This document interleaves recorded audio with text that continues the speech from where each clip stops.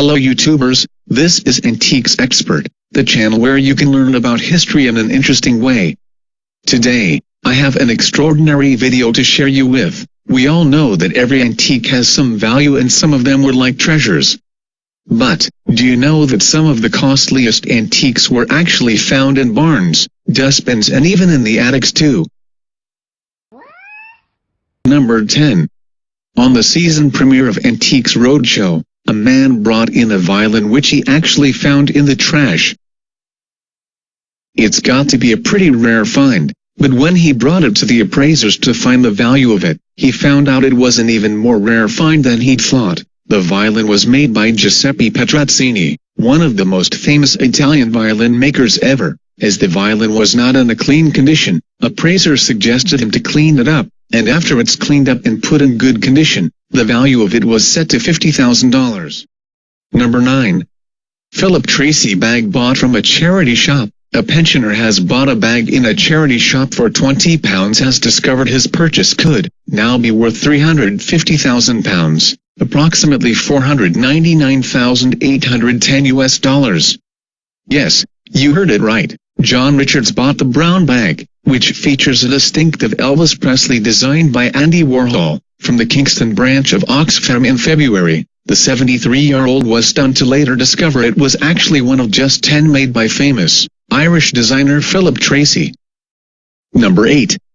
Lombardi sweater in thrift shop. You might want to pay a bit more attention next time when digging through the racks at your local vintage store, as you might find way more than some cheap shirts. At least that's what happened to Sean and Ricky McAvoy, a North Carolina couple who purchased West Point sweater for 58 cents. Had no idea it once belonged to legendary Packers coach Vince Lombardi.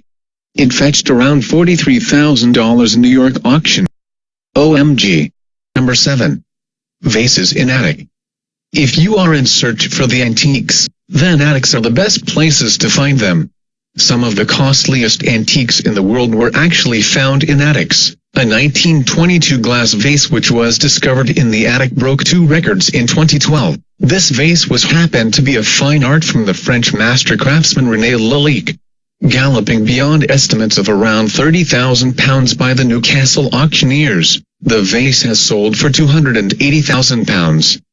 In the same way, a homeowner in Devon had an unexpected surprise after finding an old vase in the attic, which was worth nearly £500,000. It was identified as a rare enameled blue and white dragon moon flask from the imperial court, during the Qianlong period of 1736 to 1795. Number 6. Abandoned baseball cards in a building. A collection of sports cards estimated to be worth more than $1 million has been discovered in an abandoned warehouse in Detroit. Millions of the Topps cards were packed away in dust-covered crates, with thousands more strewn over the floor of the derelict building. The mint-condition collectibles, dating from the late 1980s and 90s, were discovered by a team of urban explorers whose hobby is to venture into forgotten man-made structures.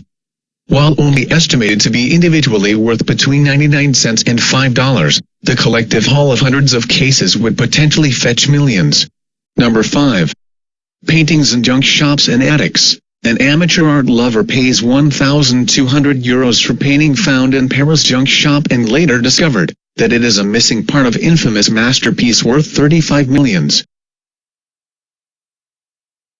After unearthing, the painting was actually a missing head that goes with a woman's naked body in a notorious 19th century painting called As the Origin of the World by Gustave Corbet, which was displayed in one of Paris' most prestigious museums. The Musée d'Orsay depicts female genitalia. The discovery is a breathtaking story to our world and prompted the French TV channel TF1, quoted the story as, "At last, Corbet's painting has a face." Number 4. Cars in the barn.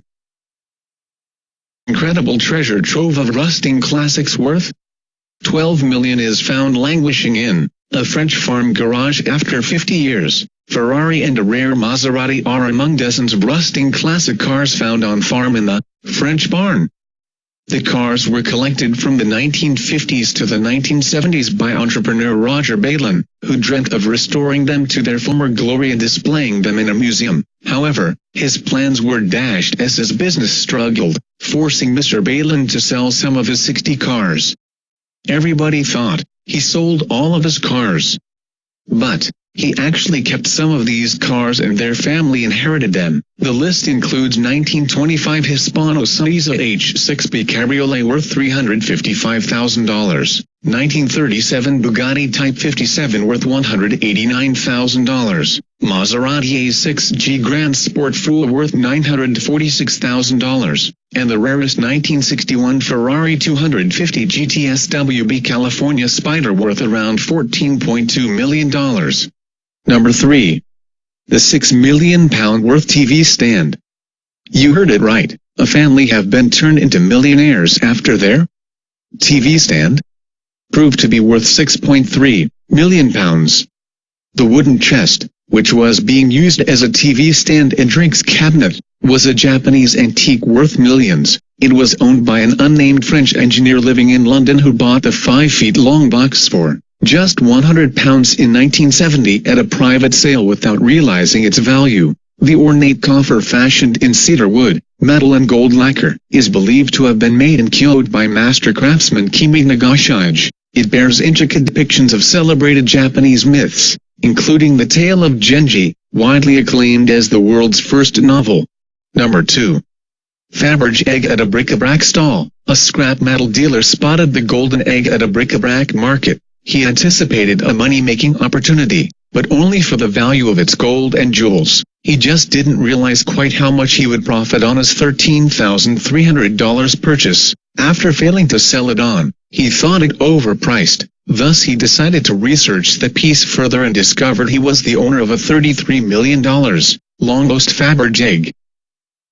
The ornamental egg is the third of more than 50 imperial Easter eggs designed by Karl Faberge for the Russian royal family. After the Russian Revolution, all the eggs were seized by the Bolsheviks and most were sold to the West. But 8 of them are missing, of which only 3 are believed to have survived the revolution, including this one. The egg contains a Vacheron Constantin watch which was given by Alexander III to his wife, Empress Maria Feodorovna, for Easter in 1887.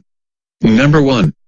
Henry VII's 4-poster bed dumped in a hotel car park. A 4-poster bed which was dumped in a hotel car park and sold for £2,200 has been verified as once belonging to King Henry VII, and it could now be worth millions. The intricately carved ornate bed was left in the car park of the former Redland House Hotel, in Hough Green, Chester, by builders who were renovating the property, and was initially put on the internet for £2,200 by Ian Cowlson. However, he was shocked when his new Victorian purchase arrived and approached TV historian Jonathan Foyle with a suspicion that the bed was, in fact, the only surviving Tudor bed. To authenticate it, they have done a DNA test, and the DNA testing on the bed's timber proved it once belonged to King Henry VII.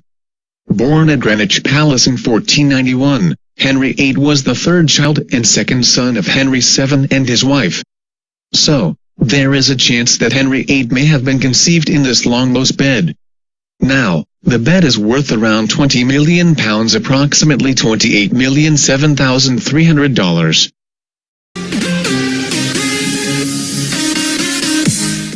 So, that's all for now. Subscribe to this channel for more amazing videos about antiques and history. Until next time.